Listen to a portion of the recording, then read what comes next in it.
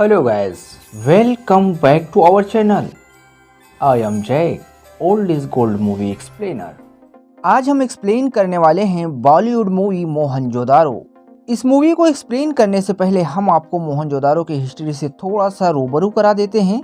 मोहनजोदारो का सही नाम मोहनजोदाड़ो है और सिंध भाषा में इसका अर्थ है मुर्दों का टीला। सिंध घाटी सभ्यता के अवशेष मानव सभ्यता के इतिहास की महत्वपूर्ण विरासत है और इस विरासत के हजारों नगरों में मोहनजोदाड़ो सबसे अनोखा नगर है। आज के पाकिस्तान के सिंध प्रांत के लरकाना जिले में स्थित मोहनजोदाड़ो अतीत में कभी हमारी प्राचीन संस्कृति का गौरव हुआ करता था। आज से 5000 साल पहले ये जैसा था लगभग आज भी वैसा ही है। पुरातत्व वेदों के अनुसार ये शहर लगभग 2600 से 1900 ईसा पूर्व में ये शहर आबाद था और ये अपने समय में समाज का सबसे धनी विद्वान और व्यापारियों का गढ़ हुआ करता था। आज भी हमें इस शहर के अवशेष 125 हेक्टेयर के दायरे में बिखरे अवस्था में दिखाई देते हैं। वहाँ की खंडर की ईंटें वैसे ही हैं जैसे आज हम अपने यहाँ की ईंटों का अपने घरों में इस्तेमाल करते हैं। देखा जाए तो मोहनजोदाड़ो की ईंटें दुनिया की सबसे प्राचीन ईंटें हैं। दरअसल मोहनजोदाड़ो की मालूमात होती है सन 1911 में, जब सिंधु नदी के रास्ते में कश्ती से यात्रा कर रहे प्रोफेसर D.R. भंडाकर जी की नज़र एक टीले नुमा खंडर पर पड़ी। तो वहां का निरीक्षण करने के बाद उन्हें वहां एक प्राचीन बौद्ध स्तूप के अवशेष और कुछ बौद्धकालीन सिक्के नजर आए। तब वो उसे लेकर भारतीय पुरातत्व सर्वेक्षण विभाग के तत्कालीन प्रमुख सर जॉन मार्शल के पास गए। उस समय हड़प्पा का दौरा कर रहे सर जॉन मार्शल ने उसकी बारीकी से निरीक्षण किया और अपने व्यापक निरीक्षण से सर जॉन मार्शल ने वहाँ पर बौद्ध स्तूप के साथ साथ और भी प्राचीन अवशेष होने की पुष्टि की। और फिर सन 1922 में सर राखल दास बनर्जी के निगरानी में मोहनजोदाड़ो में आधिकारिक तौर पर उत्खनन कार्य की शुरुआत हो गई और फिर उस उत्खनन के दौरान उन्हें बड़ी मात्रा में ईंटों से बनी इमारतें, मिट्टी के बर्तन, धातु की मूर्तियां और अति प्राचीन मोहरें मिलने लगीं, जिससे यह स्पष्ट हो गया कि यहाँ का बौद्ध धर्म स्तूप और उत्खनन से निकल रहे नगर के अवशेष अलग अलग समय के अंतराल में स्थापित अलग अलग सभ्यताएं थीं।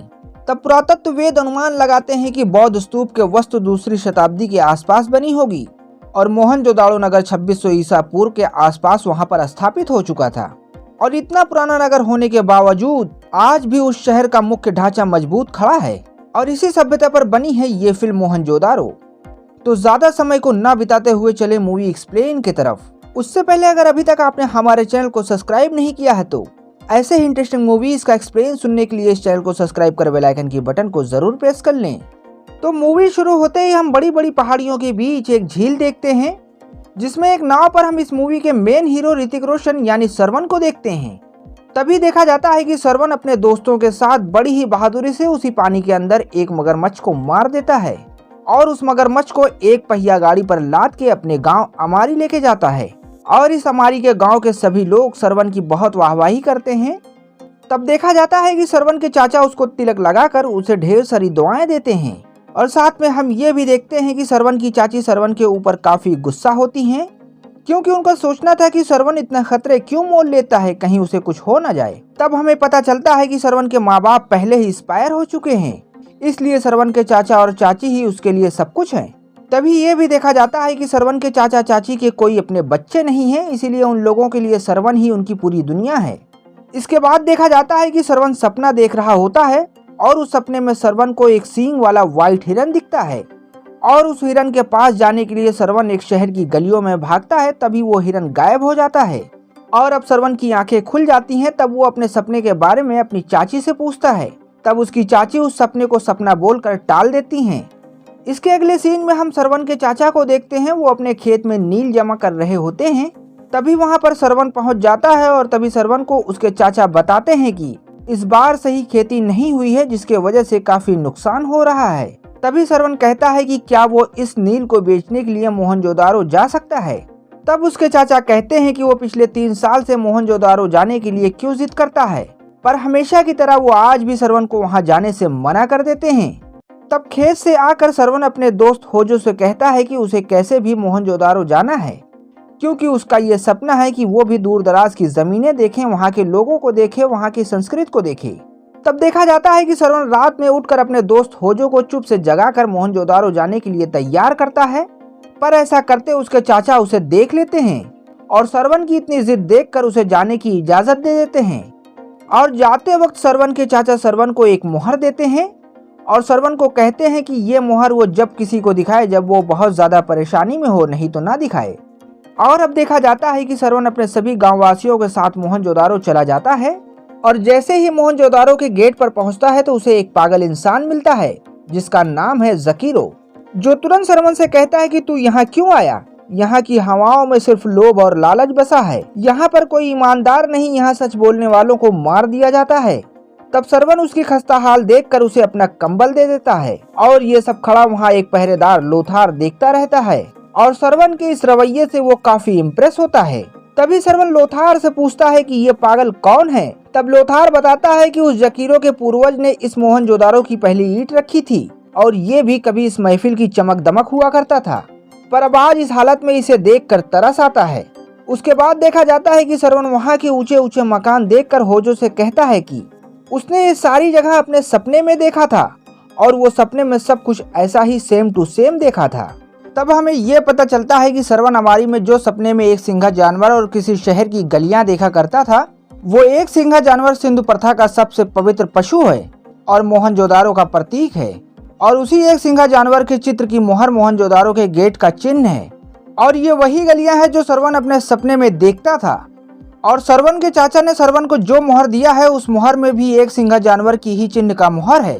तब हमें पता चलता है कि वो एक सिंघा जानवर सरवन के सपने में इसलिए आता था कि वो सरवन को मोहनजोदारो बुलाना चाहता था, क्योंकि इसमें भी राज है जो आपको आगे पता चलेगा।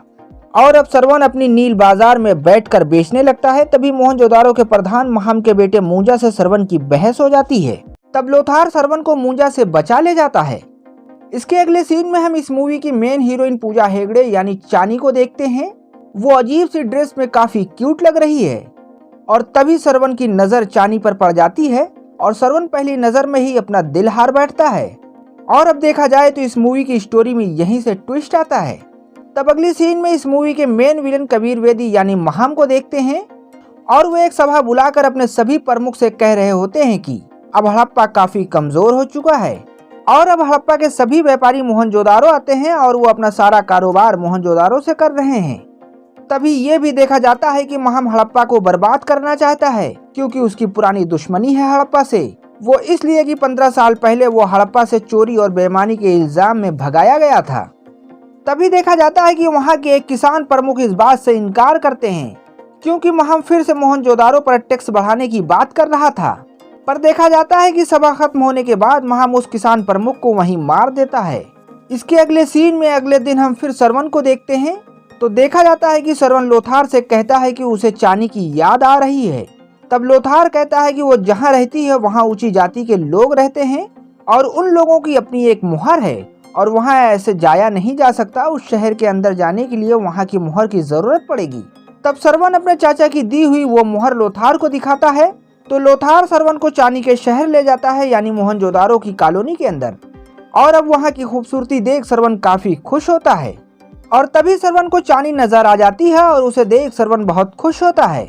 तभी देखा जाता है कि वहाँ बिकने आए 4 घोड़े जो बैल के घुंघरू के आवाज से भड़क जाते हैं और वो अपनी रस्सी तोड़कर भागने लगते हैं और वो भागते हुए चानी के तरफ जा रहे होते हैं।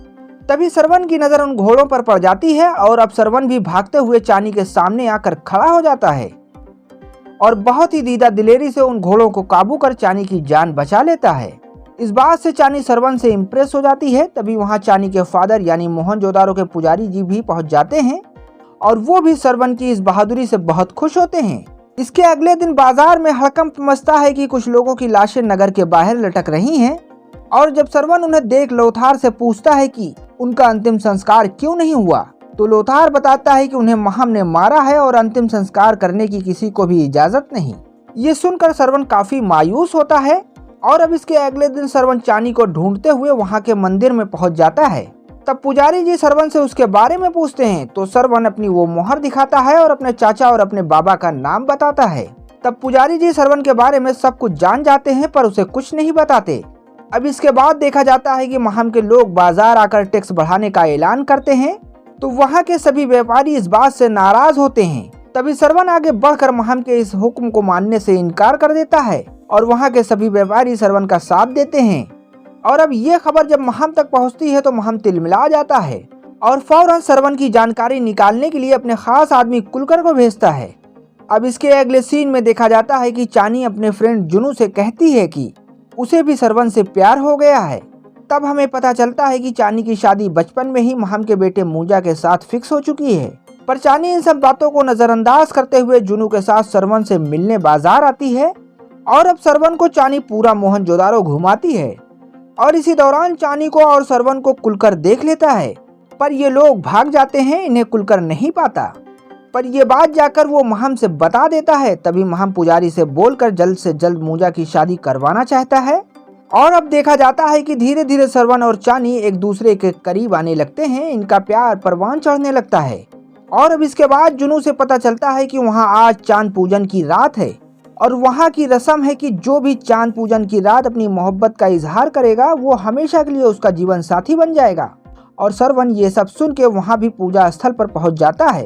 तभी वो एक कमरे में महम को देखता है। तब देखा जाता है कि महम अपने विदेशी व्यापारियों से तांबे की तलवार का सौदा कर रहा था और वो उनसे कहता है कि वो सिंधु नदी से जो गोल्ड निकलवा रहा है उसमें अभी थोड़ा वक्त है।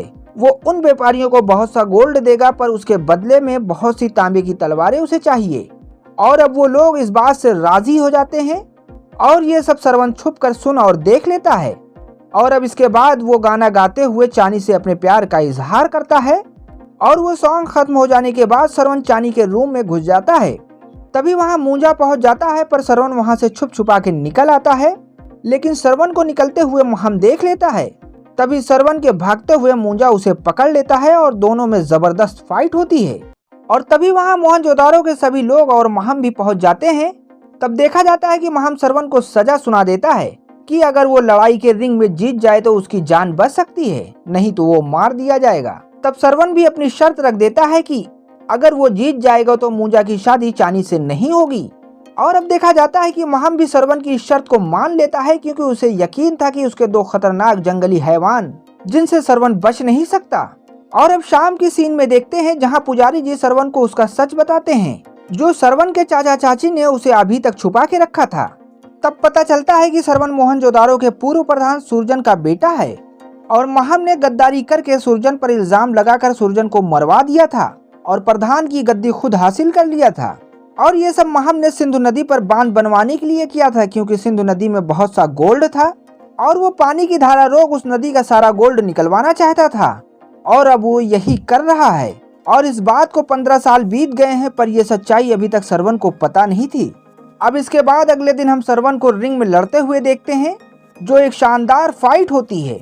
और अब देखा जाता है कि श्रवण उन दोनों जंगली हैवानों को मार देता है और अपनी शर्त जीत जाता है। तभी देखा जाता है कि चानी सबके सामने श्रवण को आकर गले लगा लेती है और अब इन दोनों का प्यार हर कोई कबूल कर लेता है। अब इसके बाद देखा जाता है कि महम मूंजा को भड़का देता है कि वो पुजारी और उसकी बेटी चानी को मार दे। और अब देखा जाता है कि मूंजा पुजारी को मार देता है। तब ये देख चानी वहाँ से भागने लगती है और मूंजा उसे दौड़ाता रहता है। तभी वहाँ श्रवण आ जाता है और अब इन दोनों में फाइट होती है। और अब देखा जाता है कि श्रवण ने मूंजा को मार दिया। और अब इसके बाद पुजारी का अंतिम संस्कार हो रहा था। तभी चानी ने सभी नगरवासियों से ये बता दिया कि श्रवण सुरजन का बेटा है और अब श्रवण ही महम के किए हुए सभी जुल्मों का हिसाब लेगा। तब देखा जाता है कि वहाँ के सभी नगरवासी श्रवण के साथ हो जाते हैं।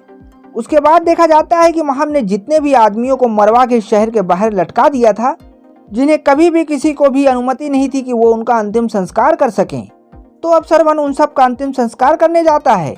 तब उसे पता चलता है कि वहाँ पर सबसे पहला लटका हुआ स्केलेटन उसके फादर सुजन का है।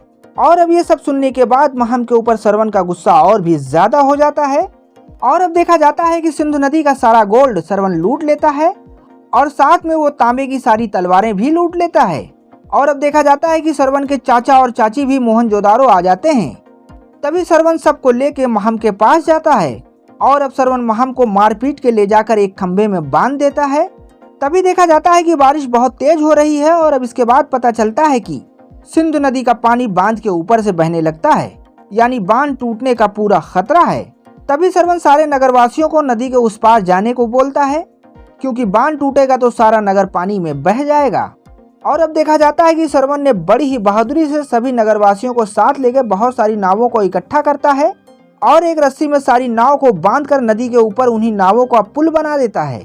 और वो सारे नगरवासी जल्दी जल्दी नदी के उस पार जाते हैं और वैसे ही वो बांध टूट जाता है और सारा शहर और उसी के साथ वो महल भी उसी नदी में डूब जाता है। और अब देखा जाता है कि पूरा शहर यानी मोहनजोदारो सिंधु नदी में डूब चुका है और अब इसके बाद ये सभी लोग वहां से चले जाते हैं। अब अगली सीन में हम देखते हैं कि ये सारे लोग एक दूसरी नदी के किनारे पहुंच चुके हैं। तभी सरवन ये फैसला लेता है कि वो सभी लोग अब अपना शहर वहीं बनाएंगे। तब होजो सरवन से पूछता है कि वो उस नदी का नाम क्या रखेगा। तब सरवन बोलता है कि गंगा नदी। और अब देखा जाता है कि वो सभी लोग उस गंगा नदी के किनारे रह जाते हैं और ये मूवी यहीं से खत्म हो जाती है। आई होप कि ये वीडियो आपको अच्छा लगा हो तो इस वीडियो को लाइक करें, शेयर करें और अगर अभी तक आपने हमारे चैनल को सब्सक्राइब नहीं किया है तो ऐसे इंटरेस्टिंग मूवीज का एक्सप्लेन सुनने के लिए इस चैनल को सब्सक्राइब कर बेल आइकन के बटन को जरूर प्रेस कर लें। तो हम आपसे मिलते हैं नेक्स्ट वीडियो में। Take care.